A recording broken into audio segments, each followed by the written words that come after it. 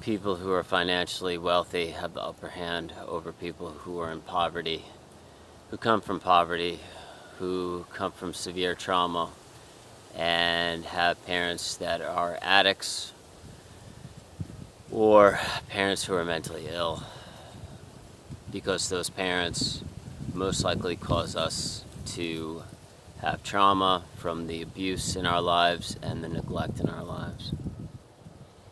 And a lot of people are very angry when they come from poverty, or they're very hurtful, or they're very neglectful, or they're so worried about the bills and how they're going to keep their house and how they're going to pay for the rent that they can't love effectively, because they're never truly present, they're never truly whole.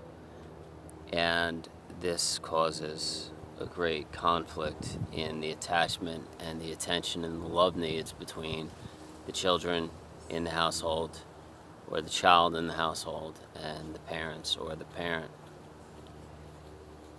And usually people that have severe trauma,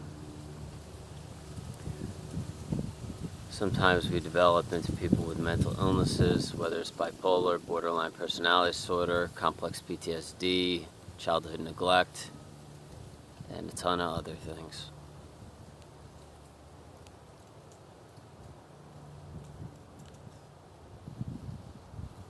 So how are we going to compete with people that come from wealth when they have more opportunities? They still have depression, and they still have mini T's, and some of them might even have trauma, and that's fine, but the opportunities they have are greater. Better schools, more security, and whenever they need things, usually they're handed them. For instance, I dated a really rich woman once, and her parents paid for her house, paid off the mortgage, they paid for her car, they paid for the entire car when she graduated college. So every month when she got her paycheck, and they also gave her a job because they were wealthy, and they were both the administrators of this really fancy corporation. So when she graduated college, she got a job at that really fancy corporation. She made a lot of money there.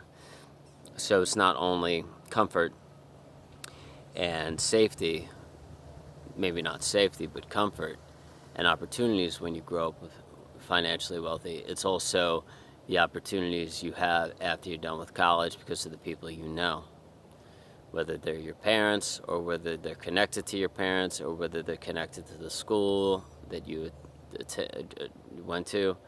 So it's real problematic. And so that video yesterday was me being like, well, what do we do as people from poverty that have significant severe trauma, that have mental illnesses? What do we do, and how are we ever going to compete with people from financially wealthy homes? That's the issue. I don't think we can. And I think we should just die out. I think all people from poverty should just freaking die. Because we're obviously just going to keep carrying down the trauma genes. And I don't see a point in it. I will be the first person to sacrifice my life to not carry on, not have children, not to carry on the trauma genes, not to carry on the poverty and the trauma and the mental illness and all this other stuff. Because I think we need to put an end to it. I think we just need to give the world to the wealthy, the financially wealthy. Just give it to them. Just be like, fuck it. You guys can have this goddamn world, because we can't compete with you. You get the best looking women, because, that's just the way fucking it goes. You get, the best jobs, because you have more opportunities, and you have more connections, and you know more people. So fuck it.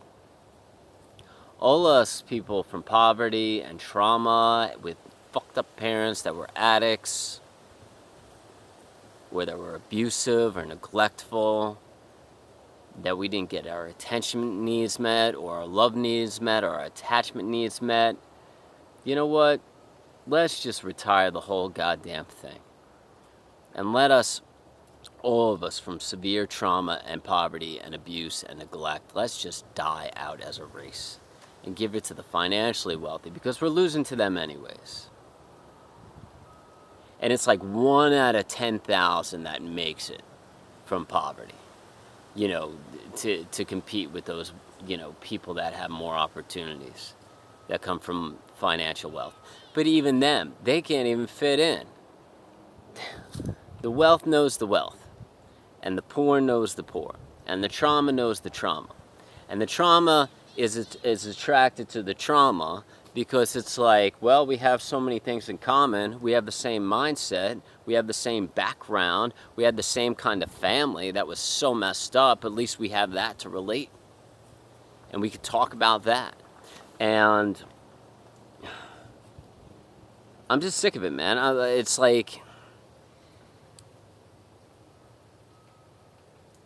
It's like, yeah, you could do things that are meaningful to you as an individual, but in the long run, you look around and you're never going to have the same opportunities and the same things that these wealthy people have, financially wealthy people. And, you know, you could become the present moment and you could become the stillness, but at the end of the day, it's like, if you're not on SSI and you have to work for a living, you can be so stressed out. And who did you attract as a mate? Did you attract somebody else from trauma and poverty that's abusive or neglectful or controlling? Or did you find yourself a decent human?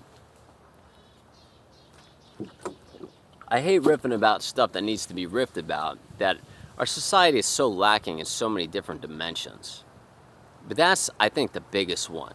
You have the average people that have the average suffering, you know, the wealthy people, the people that come from good homes, unconditionally loving homes, you know, they have average suffering. You know, like sometimes they get sad, they're not doing so hot at work, or like somebody in their life gets cancer. Okay, yeah, somebody got cancer.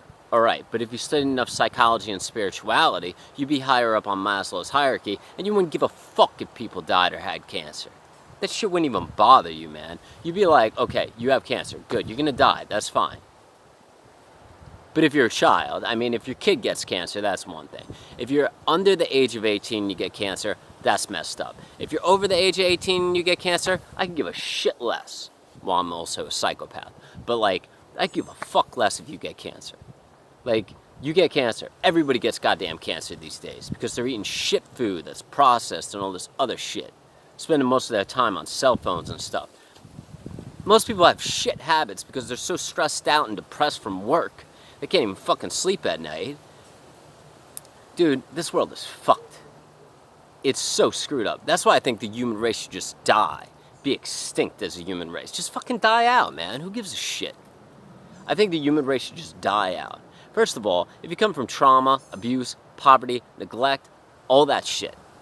First of all, we should die out first. Give it to the financially wealthy that have like very little trauma, that like, you know, have like minimal average suffering. Let's die off as a species first. Give it to the financially wealthy and have them just like have fun with life.